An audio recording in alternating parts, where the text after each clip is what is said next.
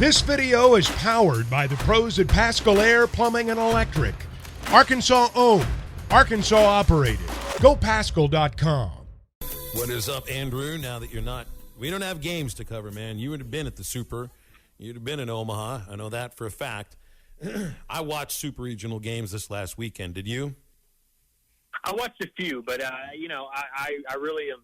I had too much time on my hands now. I really was not looking forward to having 3 extra weeks this summer, but it is what it is. I watched a little bit, but I haven't been as locked in as obviously I would be if Arkansas were in it. But when they get to Omaha, I'll really start to lock in and start betting on games, watching games, all that fun stuff.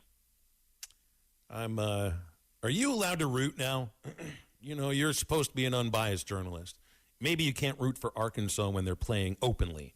But when it comes, now that everything's done, I'm just being petty about things. I just don't want to see any SEC teams win a national title. I don't want to see LSU get back to their glory days. I don't want to see Tennessee win one before Arkansas does. Florida, I don't have negative feelings about Florida, but I'm not rooting for them. So do you feel the same way, or are you just kind of playing it down the middle? Yeah, no, it's definitely not as much rooting for. I root against teams aggressively. LSU in particular, man. Some of my best friends, most of my best friends went to LSU. I've got a lot of LSU fans in my life, and I really just do not need them to win a national title. I don't think I could overcome that. And so I'm really counting on them to not come through. And, you know, like you said, it wouldn't be great to watch any of these SEC teams win at all. I mean, especially because I have to read our message board, and people every time they're like, well, Ole Miss won a title. You know, they're just citing it every year. So I really don't want to add another team to that list. But, you know, there's so many good teams around the country, man. I mean, it's going into the tournament, I felt like this was such a wide open field. So, and I still feel that way now. I mean, you see Razorbacks making it to Omaha. I mean, it's going to be really fun to see who emerges from that. But, you know, honestly, maybe Wake Forest is who we should just all rally behind. If not TCU, I guess TCU is probably the default team we should, quote unquote, be rooting for. I'll get behind Wake. I will get behind Wake. I'll get behind them because of the stupid, you know, top overall seed jinx thing, because I just don't believe in it anyway. But I want to ask you about Arkansas baseball, because there's a lot to cover with Arkansas baseball right now, but it's all a lot of guesswork. Outside of the few names that you know are coming back to campus, and I'll forget a couple of them if I just throw them out: Brady Tygart, Hagen Smith, Peyton Stovall, Ben McLaughlin. Well, we don't even know about McLaughlin because he was a junior college transfer. Kendall Diggs, you know those names. We know maybe a little bit of what the team will look like next year. But I want to know, what is your answer when somebody asks you, what is the team going to look like next year? And it's a week since the season ended. Yeah, it's so annoying when people are like, well, who's coming back? Who's doing this? And it's like all of the answers will be mostly answered in July. Like, we all just kind of have to sit around and wait until that MLB draft plays out. A few other things. You have transfer portal stuff going on. So, you know, the answer to that question is, you know, the full roster. It's going to be tough. You don't really know who all is coming back. There's a few guys. You know, we know that Jace Borfin's probably not coming back. We know Tavian Josenberger's probably not coming back. There's a few of those guys that we can kind of figure out if we really sit there and look at it. But I think there's a good chance that some of the starters on next year's lineup are guys that we don't know currently or are not currently committed and stuff like that. There's going to be transfers that they bring in and so many, you know, things to figure out with the freshman class in the draft. I really do think this is as pivotal of an offseason for Arkansas baseball as I can ever really remember them having. I remember after the 2017 season, whenever they got Blaine Knight to, you know, I believe he got drafted late, but he was a draft-eligible sophomore, and they got him to come back and Luke Bonfield to come back, Carson Shaddy. You could kind of see the pieces lining up, and it felt like a big deal for that offseason, and we saw the results of it in the 2018 season. I kind of have that. I think there's that same potential with this team. If some of these things break the Arkansas Razorbacks' way, like whether it's in the draft with some of their freshmen, landing a few portal guys, I really think the ceiling for this offseason is really high. And I think, you know, we can talk about all the variables of what we don't know, but what we do know coming back with this team, guys like Peyton Stovall, Kendall Diggs, Brady Tygart, Hagen Smith, like you mentioned, that core right there is a core I really feel strongly about. And it's a core that, you know, I think if those are your top guys, you're going to feel pretty good about your team. I mean, just from a pitching staff standpoint alone, if you can get Will McIntyre back to go with those two top arms right there, I mean, the margin for error is pretty high for your pitching staff if that's who you're rolling out there each weekend. So, I feel really good about the talent that's coming back. And I feel really good about the chances that Arkansas has to add some more key pieces this offseason. And like I've said a few times now, like that MLB draft is going to be so pivotal when you look at some of these freshmen and the talent that they have potentially coming to campus. It's going to be an exciting offseason to follow. Pitching, defense, hitting. What's the number one thing they need to work on or need to improve or need to add? Do they need to add some hitters? I think you definitely have to add some hitters just simply because there's only like 4, guys with eligibility left on the roster. So they're going to have to add some pieces. When I look at this team last year, we can talk about pitching depth, and there were so many injuries that played into that. But I feel really good about, like I said, the top-level arms on the team. So I feel like their pitching depth, you add a few more pieces, I think that's going to work itself out. And, they bring in so much talent every year. They're bound to find, 5 or 6 guys that can go out there and give them some good innings on the mound. I think, when you look at last year's roster, they really didn't come away with that big splash at catcher or shortstop, which is a hard thing to do. It's just tough to find elite talent at those 2 positions and find guys that are, good defenders and quality offensive players. And Arkansas has really been spoiled at those 2 spots the last few years. You think about guys like Jalen Battles, Michael Turner, and Casey Martin, and so, Casey Opus, so on and so forth. Arkansas has been so good at those spots. And so this past season when you had, not 2 liabilities, but offensively guys that really just didn't produce for you, it was kind of rare for Arkansas to endure something like that. So I think that those are 2 spots that, the Hogs are really going to want to upgrade at. And I think that just filling out the lineup and having a more consistent 1 through 9, because that's what's made Arkansas special in some of these years in the past 5-6 years during this run, is that, their lineup can really just beat you at any different spot. And, this lineup this past year was solid, and they had plenty of guys that got the job done, but there were just that bottom 7, 8, 9 hitters that it felt like teams were just waiting to get to. And it changes the entire dynamic when you're allowed to pitch around guys like that. So I think that just filling out the roster 1 through 9 and getting a more definitive and well-rounded lineup will be key for Arkansas this offseason. And, this coaching staff has done a really good job at doing that over the years. They've hit on a ton of JUCO guys, transfer portal guys like Jared Wagner, Jay Sporfin, and so on. They recruit talent and develop talent as well as anyone in the country. So I have no doubt that they're going to push the right buttons this offseason. But I think that's probably the key is you look around the country and these teams that are stockpiling firepower like LSU, you got to be able to keep up in that arms race. And I think that's probably the biggest focus is just seeing if they can get some of those big splash transfers at some of these key spots. Well, they've recruited so amazingly well in high school right now. And, I mean, Dave even has said, and I've talked to him about this, he said in the post game after getting knocked out by TCU, we're going to get smoked in the draft.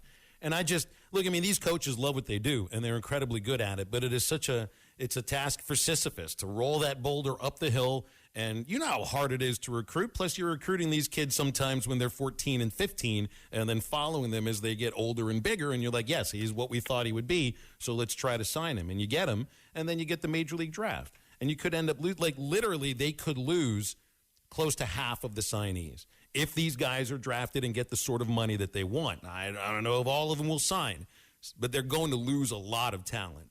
And it's just that's where you're going to have a sense of what the team looks like next year, because I think you use the transfer portal to sort of plug the holes left by kids that do make it through the draft or decide to come to Arkansas. And you want to create competition for quote unquote jobs in fall ball. So, man, the month of July, like right now, it's quiet. It's quiet. You're not going to hear much news about roster construction for Arkansas baseball. Once the draft hits and July comes around and you get, a 45-day window to sign once you're drafted, it's going to come fast and furious, and it'll be nuts. And I'm going to feel terrible for this coaching staff for all the work they put in to traveling to all these showcases. And, I mean, Matt Hobbs routinely goes out to California to recruit California, JUCO and high school. How many of these kids make it to campus? You just never know. Yeah, and, another factor in this is that, I feel like it's harder than ever for freshmen to really play at a high level in the SEC, to come in right away and be ready to play from day one. And, Arkansas's freshman, this past season was really one of the only times Arkansas hasn't had a blue chip everyday starter as a freshman come in for the lineup. I think they've got a chance this year, though. And, you don't want to be dependent on that situation, because of all the reasons you just listed out, that it's hard to get these guys to campus. And it's hard for them once they even get to campus, like a guy like Jason Jones or Mason DeVille. It's hard to earn your spot in the lineup anyway, because especially with how many older guys your team is bringing in. But, like I said, if you look at the last 10 years of Arkansas baseball, it's really more rare when they don't have a blue-chip freshman All-American type talent. I think they've had 5 or 6 freshman All-Americans in the last 6 years. And, a lot of those, some of those came in the same season. But it seems like it's something that this staff has really done consistently is they have talent come from so many different directions. They have their JUCO guys. They have their portal guys. And then they can usually get about 1 or 2 of these freshmen to contribute right away. And, I think with this staff, they're definitely going to lose some guys in the top end of this freshman class they have. But I do think that when you have 12 top 100 guys, a few of them are going to come to campus and a few of them are going to be able to help you. Right? Just the law of averages, you would think that something's going to play there. And, it's going to be very interesting to see that month of July, who ends up coming, who doesn't, and see what they can do in this fall whenever they get to campus. But I think Arkansas has got themselves in a nice position, and weirdly, being eliminated from the NCAA tournament early kind of allows them to attack this portal earlier than they did. Last year, you think about it, Arkansas was still playing for the next 2-3 weeks, so they were kind of late to the game on getting going after some of those transfer guys. But I think they're in a really good position to round out this roster about as well as you can. I mean, again, not all of those freshmen are going to come, but you're going to get a few of them, and it's not like it takes. Arkansas's not counting on a ton of freshmen to come in and start right away. So they can get maybe 1 or 2 of those guys to be some of those special talents that can play right away, plug in with transfer portal guys along with the core that's coming back. I feel really good about what Arkansas can accomplish with their roster this offseason. And, like you said, it's a little bit quiet right now, although we did get Harold Cole has entered the transfer portal, apparently, according to D1 Baseball. So there's not a ton going on right now, but like you said, this month of July is going to be fascinating, and I'm really excited to see how it all plays out. Yeah, I don't think there's any surprise about Harold going into the portal. And the other thing, too, about this, and people, get tired of talking about it, but you got to find a way, and I don't know if there's a thing you can do about this. I just don't know. Need whomever is going to be the frontline starting pitcher next year to not get hurt, because it's 2 years in a row. 2 years in a row it's happened. Peyton Paulette, never saw him in his last year. Jackson Wiggins, all we got to see him do was run sprints in the regional. That was it. That's the only time I saw him on the field this year. So Brady Tigert, Hagen Smith, I don't know where you could wear a rubber suit, whatever. Stay healthy, because with those 2 guys, I'd feel really good. Yeah, absolutely. I mean, and Hagen Smith is another one where I think Hagen Smith, it might be the most perfect in terms of what he was as a high school recruit. He might be the exact right person, because he wasn't like a projected first, second-round pick where you think you're going to lose him to the draft, but he was a very highly touted prospect. And the big thing is he's already had Tommy John surgery as a junior in high school. So you feel pretty good about what you can get with a guy like that, with someone with his talent and someone who's already had the surgery. I wonder if that starts to become something that these coaches think about and look for when they're recruiting these big-time arm talents, because it just seems inevitable with some of these guys. But yeah, I'm interested to see what Hagen and Brady can do.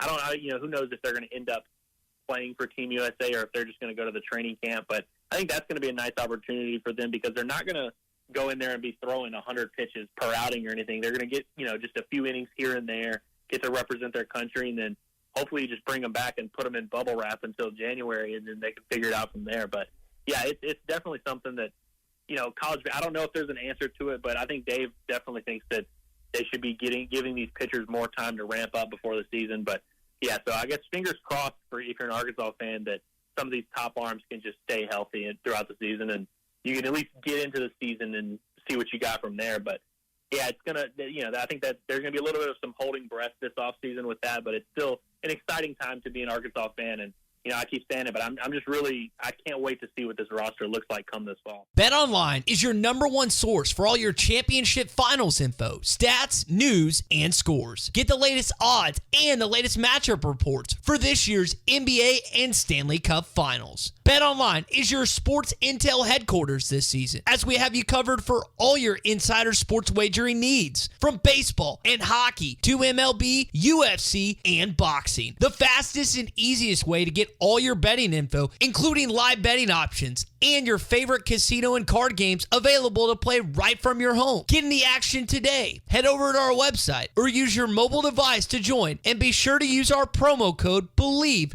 to receive 50% bonus on your first deposit. That's BLEAV. Bet online, where the game starts.